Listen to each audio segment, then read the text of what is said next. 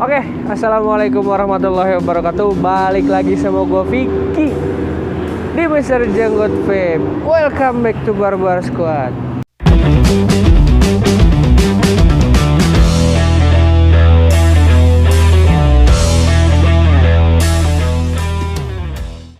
Guys, kali ini gue lagi ada di Karawang Kota. Tuh lihat, ada pom bensin. Oke.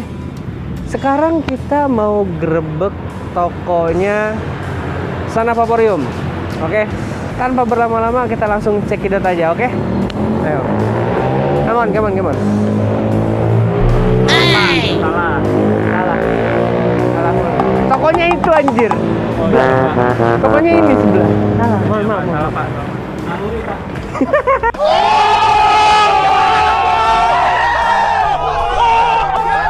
Ngaluri bangsat.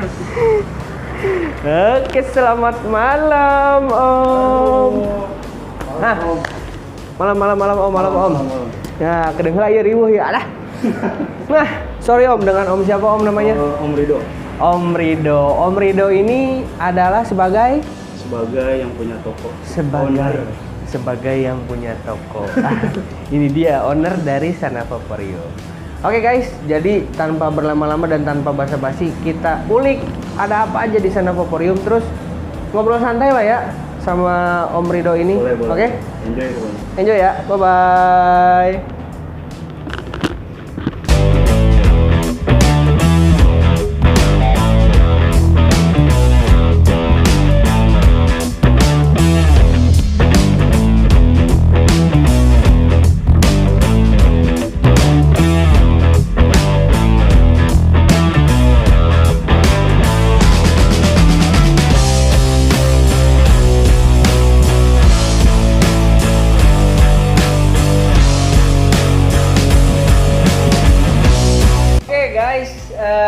Sekarang kita udah di belakang panggung alias backstage ya.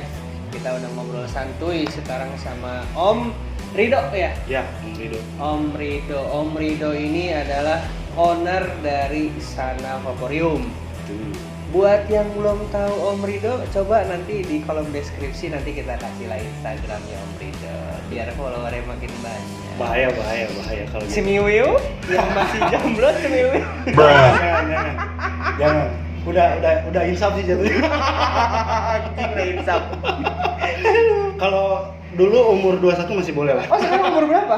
Sekarang masih 17. 17 lu 20 gimana sih? Sok aneh-aneh kadang-kadang. Umur 26 sekarang umur 26. Umur 26. Jadi Om Rido, kedatangan gua di sini, gua pengen grebek tokonya Om Rido. Gerebek ya. Bahasanya keras ya. Yoi. Tiba-tiba tanpa di apa namanya? Di apa namanya itu? Berenyaho. Yeah. Tanpa di berenyaho. Berenyaho. Tanpa dikasih tahu, kita dadakan dari coy. Pokok ya kayak rawas dengklok. Oh. Rengas anjing. Ayo naon tuh dah. Aduh. Ya, pokoknya mah kita di sini tuh pengen tahu nih Om Rido sejarah singkat tentang tokonya Om Rido. Siap. Tapi ini bukan UN ya. Kayak kata Om Igor kemarin. Iya. Om Igor kemarin kan ngomongnya santai aja, ini bukan kayak UN gitu. Ya, Enggak bikin deg-degan kan ya? Enggak. Tapi aman, jantung aman. Aman enggak kayak ditanya sama mertua kan.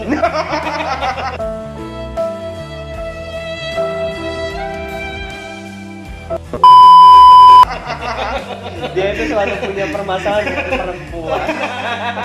Iya. Aduh. Oke, Om Rido sambil santai-santai nih. Siap. Ngomong-ngomong, tokonya Om Rido ini berdirinya itu pada tahun berapa sih Om Rido? Berdiri tahun 2018. 2018. Ya, 2018 bulan Februari. Tanggal 1. Dan lu Ngepas pokoknya lah. sampai tahu lo tanggalnya. Tanggal berapa tadi? Tanggal 1 Februari 2018. 2018. Gokil.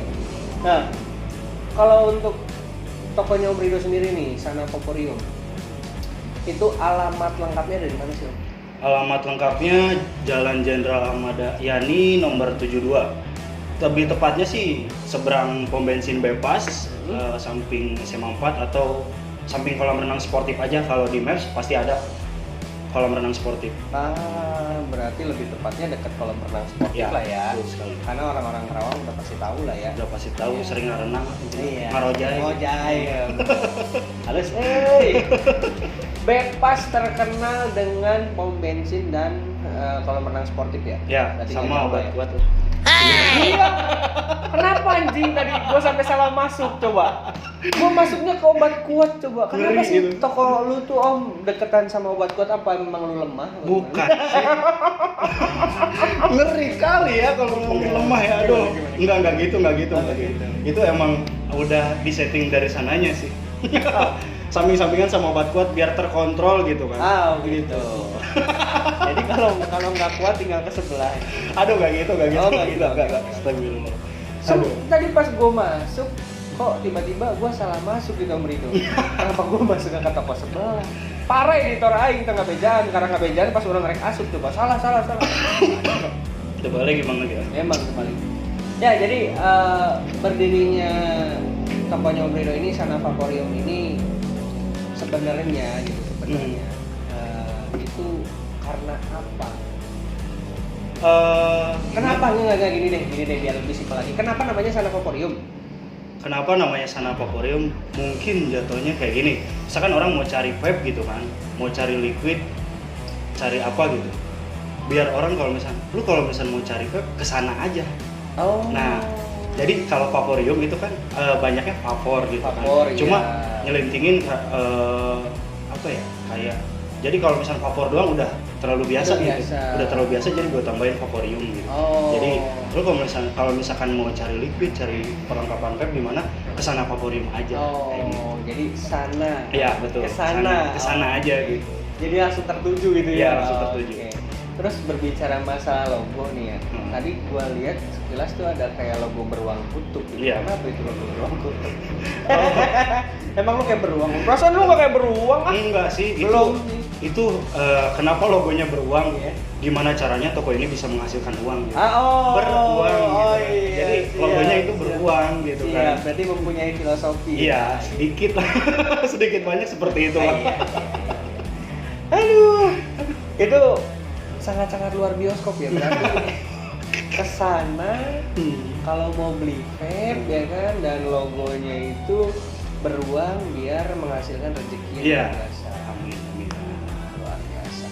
Tapi ini berbicara tentang sejarahnya toko Rido sendiri. Apakah tempatnya memang di sini terus? Apa awalnya di mana? Terus seperti apa sih Om Rido? Awalnya sih emang udah di sini ya dari 2018. Sebelum di sini sih sebenarnya sempet lah kayak nggak langsung jualan vape gitu, dan nggak kepikiran buat jualan vape juga.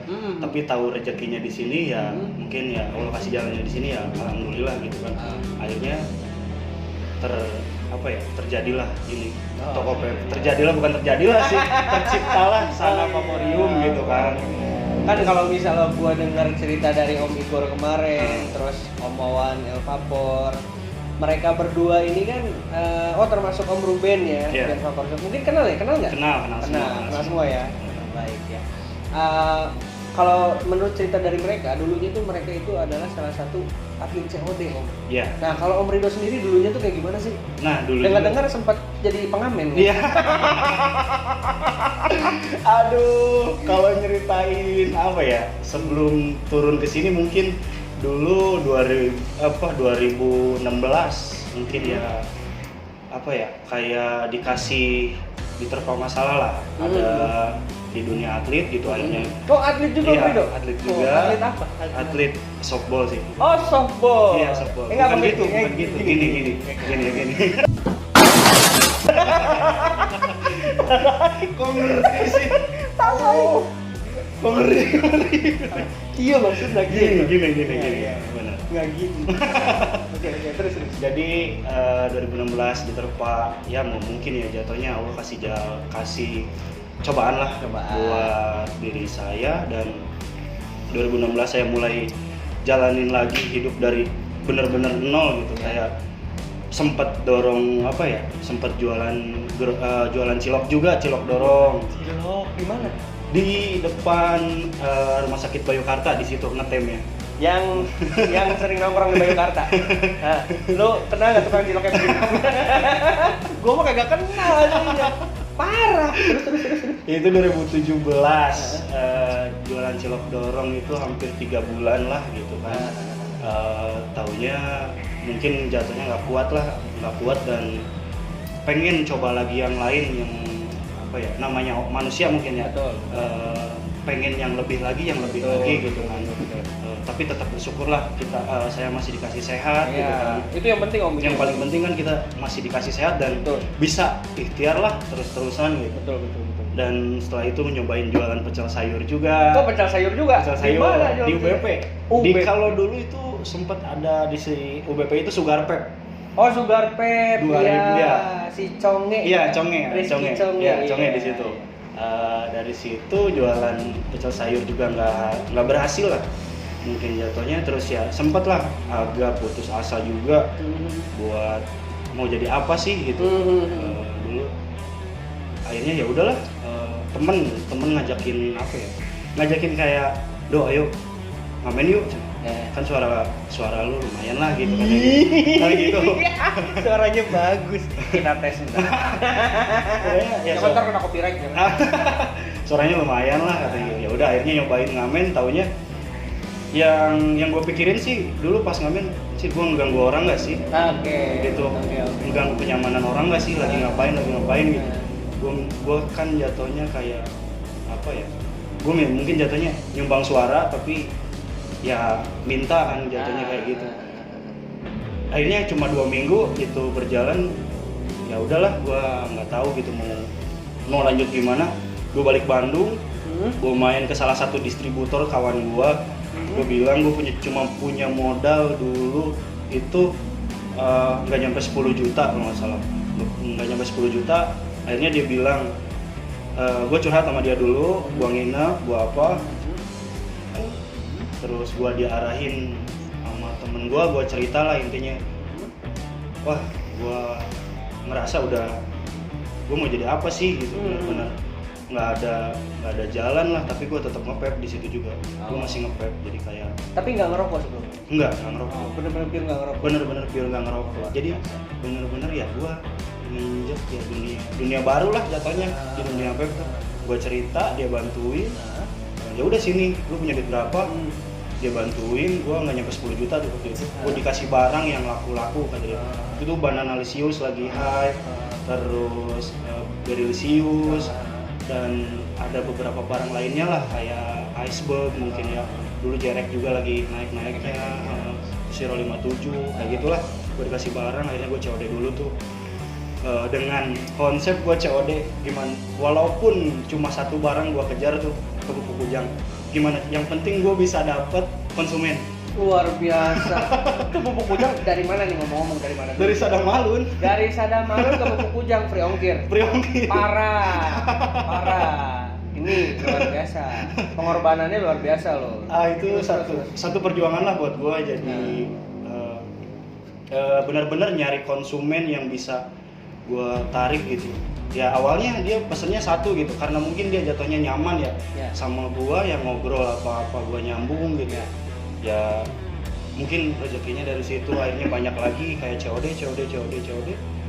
Dan gue pikir kenapa nggak coba gue buka toko. Nah setelah gue buka toko, gue memutuskan buka toko, itu nggak mulus. 3 bulan pertama nggak sesuai ekspektasi gue lah. Jatuhnya 3 bulan gue rintis, anjir nggak sesuai sama apa yang gue harapin gitu. 3 bulan pertama gue bener-bener down lah. Banyak orang yang COD tuh gue malu buat main ke toko, jatuhnya kayak gitu.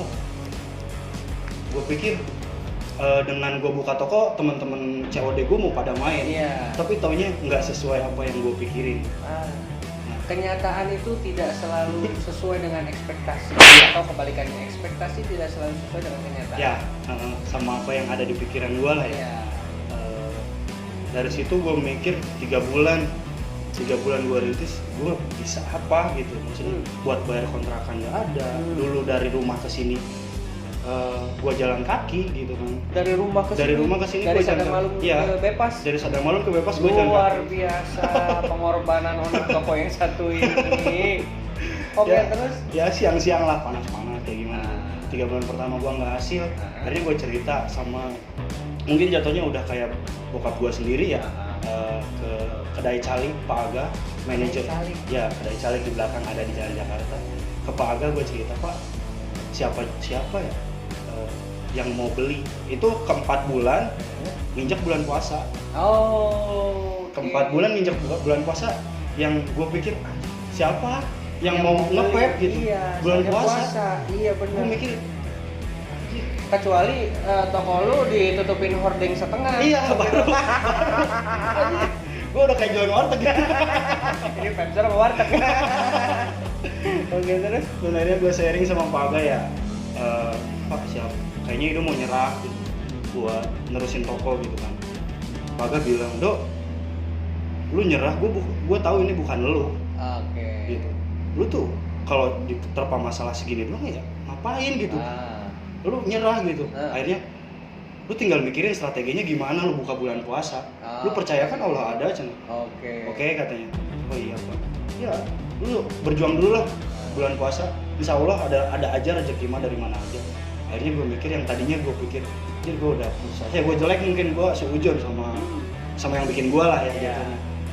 Akhirnya gue putusin ya udah oke, gue bulan puasa buka dari jam habis asar sampai sahur. Sampai sahur. Sampai sahur loh. Waktu itu 2018. Itu 2018. Itu 2018. Kalau nggak salah, Dede pernah di sini. Lo pernah nginep ya? Gue pernah nginep di sini. Kacau emang. Itu 2019 lu nginep. 2019 ya? 2019. Lupa. 2019 lu nginep. Di situ gua pikir taunya kan bulan puasa bener-bener yang tadinya barang gue cuma sedikit gitu, gue bisa muterin semuanya di bulan puasa, gue bisa menuhin barang di bulan puasa, dan ya nggak apa ya kayak orang-orang PT, orang-orang pabrik yang datang ke sini pulang kerja atau apa, udah jadi kayak keluarga gitu buat gue. Dia nanya masih buka kan, kita sahur di toko yuk. Oke, ayo. Jadi dibawain makan kayak gitu. Keluarganya dapat banget. Ya, keluarganya dapat banget tuh dari situ. Terus gue juga dibantu sama beberapa komunitas lah ya. Beberapa komunitas yang datang ke sini ngenalin toko gue ke teman-temannya.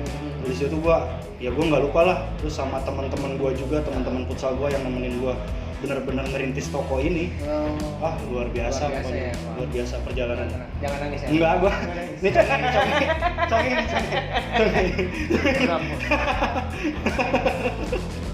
Ya, kalau misalnya kita bicara tadi dari sejarahnya Sana Favorio ini dan sejarahnya Om Rido sendiri kan cukup lumayan luar bioskop nih ya kan.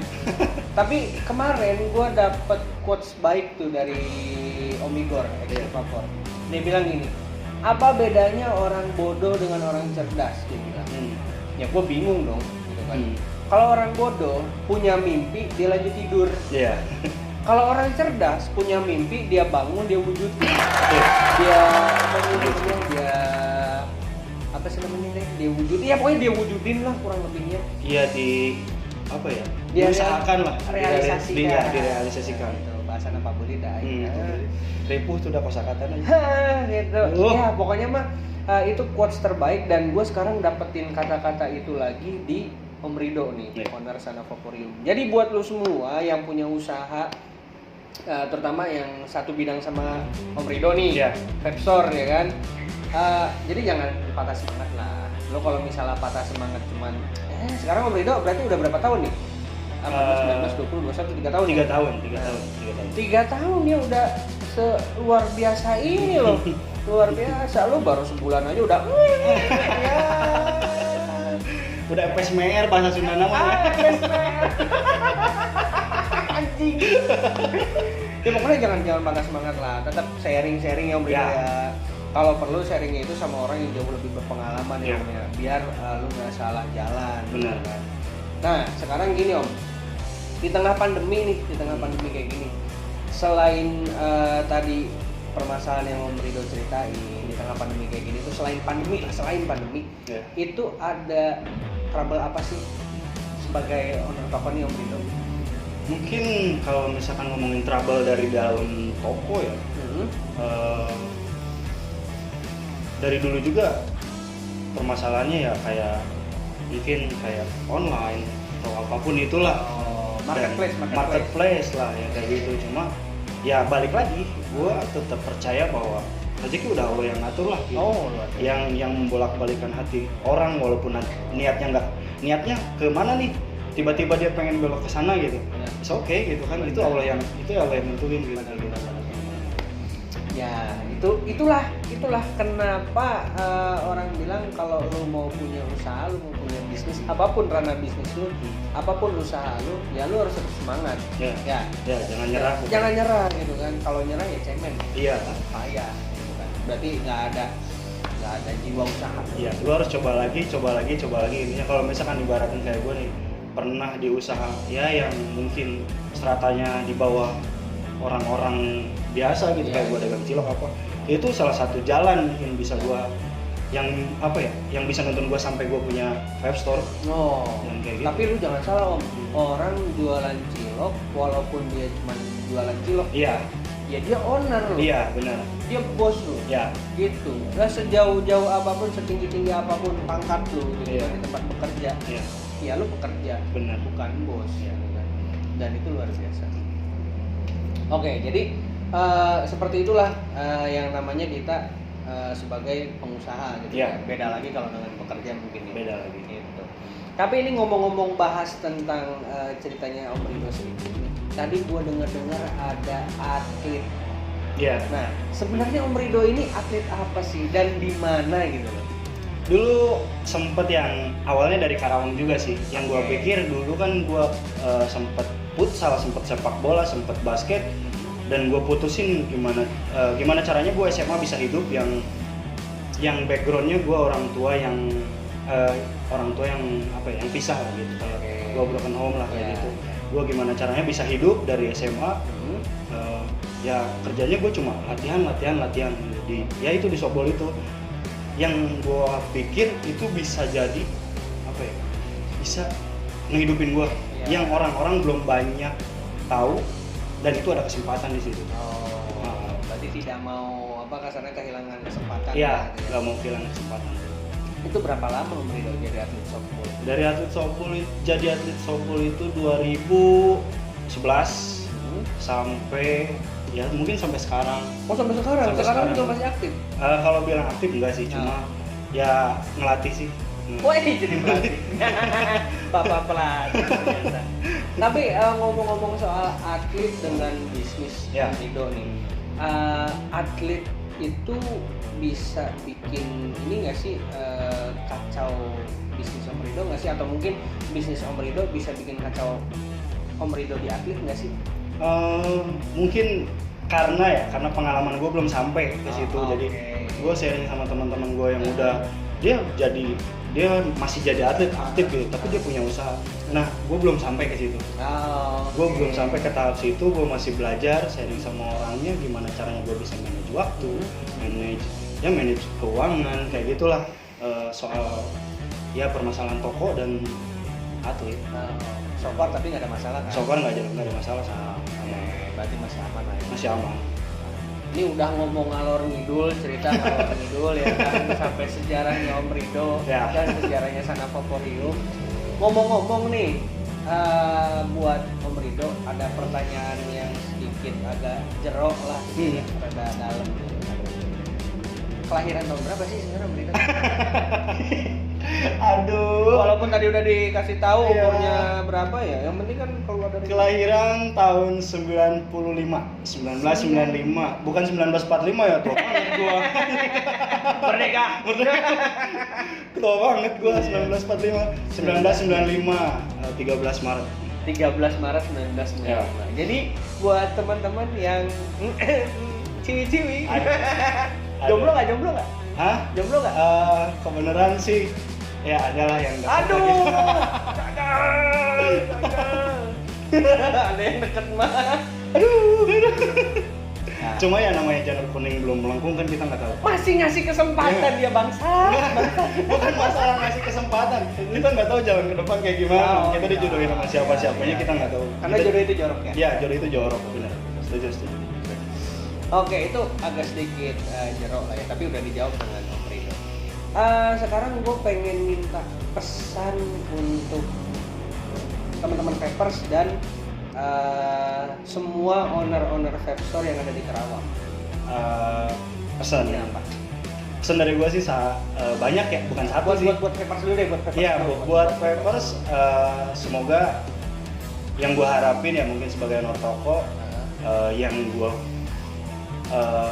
perjuangin toko ini bener-bener buat atlet-atlet COD kan dia nggak tahu yang namanya punya toko ya. Dan merintisnya kayak apa gitu kan, perjuangannya kayak apa. Tolonglah buat temen-temen support kita gitu yang punya toko, bener-bener ya lu datang ke toko lu pasti dapat nilai plus lah. Kayak misalkan kalau di gua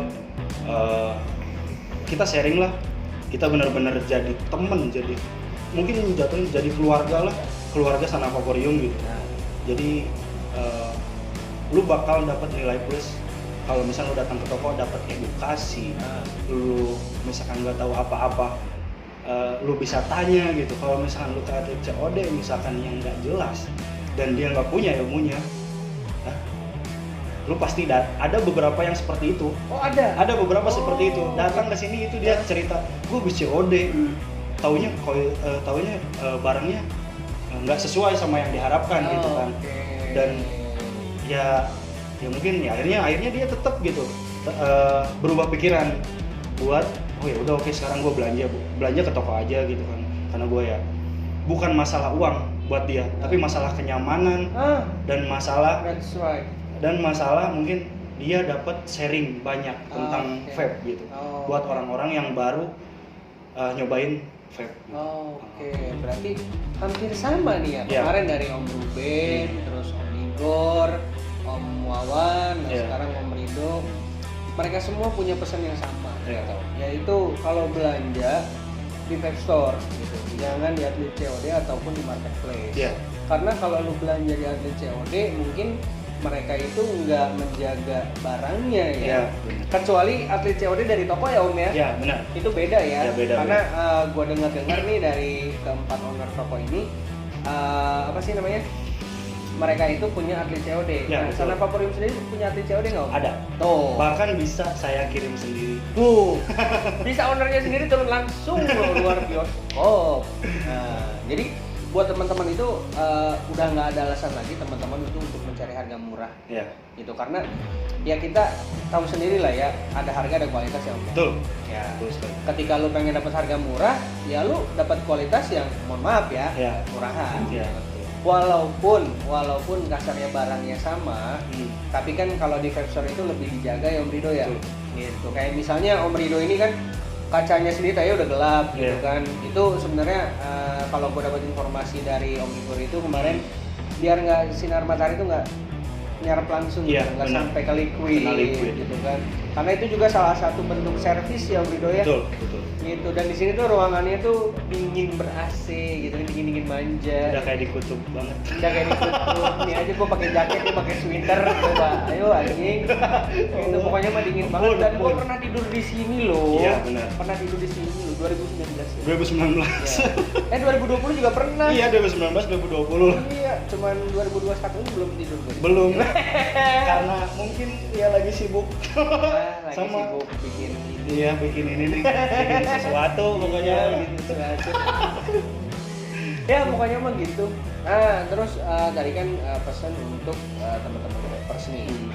Nah sekarang ada pesan nggak buat teman-teman owner toko di luar sana?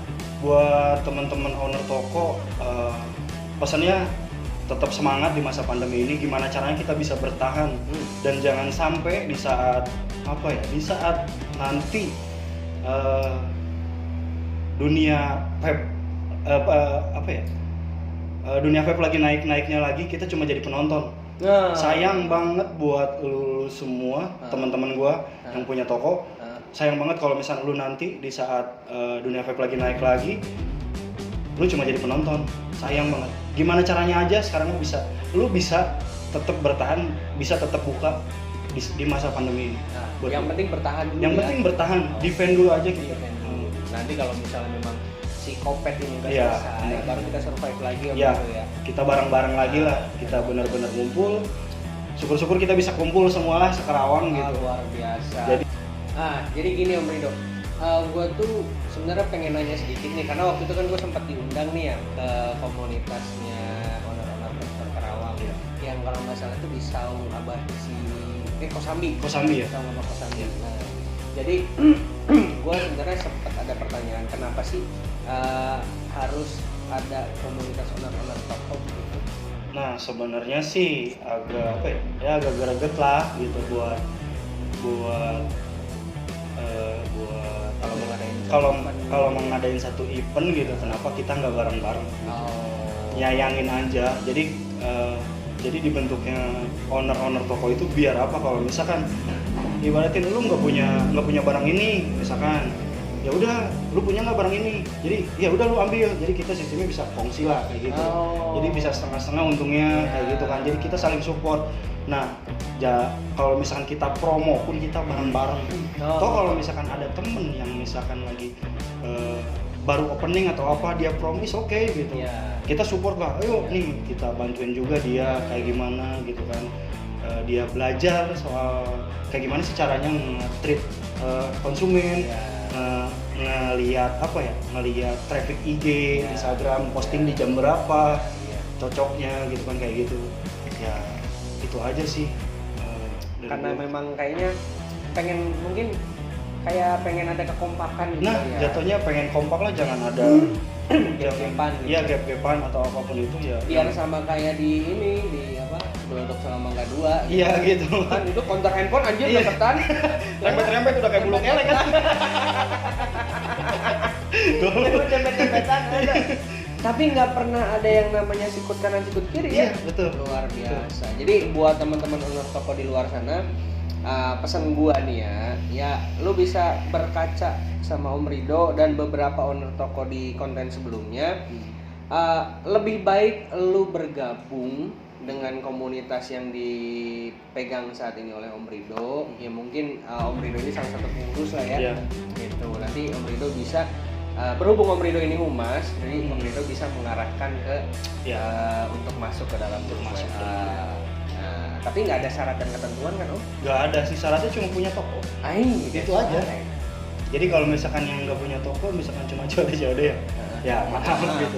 Ya mohon maaf, bukan merendahkan, tapi lebih ke gue juga berjuang loh sampai sekarang bisa kayak gini, bisa bertahan, apalagi di saat pandemi kayak gini. Betul, luar biasa. Ya pokoknya mah guys, ini kita dapat ilmu banyak nih dari Om Rido. Padahal Om Rido ini masih muda banget. Aduh, masih 26 tahun loh, 26 tahun loh guys. Oke guys, jadi kali ini Mr. Jenggot pesen sama teman-teman vapers di luar sana, kalau belanja itu ya di toko vape ya, jangan pernah di atlet COD ataupun di marketplace. Karena apa? Karena teman-teman kalau belanja di vape store itu ya teman-teman pasti bakal banyak teman ya Om Rido ya. Iya, betul. Banyak saudara baru bahkan ya. Bisa nyoba-nyobain liquid ya. Iya, benar. Gitu, tapi nggak tuker RDA anjing, maksudnya nyobain kayak gini nih gue tuker nih ya kan, nyobain. Emosian banget kok Pak ini. Aduh. Gitu ya. Nah, terus teman-teman juga sekarang udah banyak banget nih toko vape di luar sana, kayak misalnya kemarin Ben Vapor Shop, Exit Vapor, terus ada El Vapor, sekarang ada Sana Vaporium. Itu lokasi-lokasinya sudah jelas. Nanti gua taruh link di deskripsi untuk Instagramnya dari Sana Vaporium ataupun nanti Instagramnya Om Rido. Jadi teman-teman bisa langsung japri aja. Ada. Gitu, japri. Ingat nanya stok ya. Jangan oyo. Oh my god. Wow. Rusak. Beda urusan anjing. Rusak. Enggak betul. Pokoknya itulah. Terus buat teman-teman owner toko juga ya, pesan dari Om Rido dan pesan dari gue juga, tetap fight, semangat, dan jangan pernah kendor lah ya. Karena di masa pandemi kayak gini bukan kalian doang, kita semua juga kena. Semua kena dampak. Semua kena dampak ya. Jadi bukan cuman vape store doang. Iya. Bahkan sampai ke pekerja pun banyak yang di PHK. Iya. Jadi tetap semangat. Oke guys, paling gitu aja konten singkat gua ngobrol bareng sama Om Rido nih. Jangan lupa di like, share, subscribe dan nyalain loncengnya. Jangan lupa komen juga. Jangan lupa komen. Jangan lupa komen. Ya, nanti banyakin komen nih. Iya. Aduh, jangan. Artis aja. Mana ada? Mana ada? Terus aku udah betul. Ntar lu kalau misalnya ngeliat Instagramnya Om Rido nanti di bawah nih di kolom deskripsi. Nyanyi mulu anjir. Gokil suaranya. Gokil, pokoknya gokil lah. Ada. Gitu. Oke. Spoiler nih. Oh boleh, kita minta nyanyiin lagunya Afgan. Yoi, sadis. Aduh. Refnya aja dikit. Coba Om. Apa ya? Apa sih? Afgan sadis. Afgan sadis ya. Semoga Tuhan membalas semua yang terjadi kepadaku suatu saat nanti, hingga kau sadari sesungguhnya yang kau punya hanya ku, tempatmu kembali sebagai cintamu. Tapi ngomong-ngomong itu sadis apa? Bukan sadis sih itu. gue ada yang ada di kepala aja sih gitu. Iya, mungkin itu lagunya.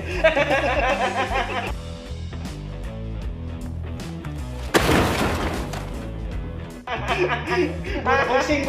Ya, udah pusing. Mungkin dia jeroji. Jeroji banget. Aduh. Ya, nggak apa-apa lah. Oke, see you di next video. Gue masih bakal tetap bikin konten-konten seru di Mister Jenggot.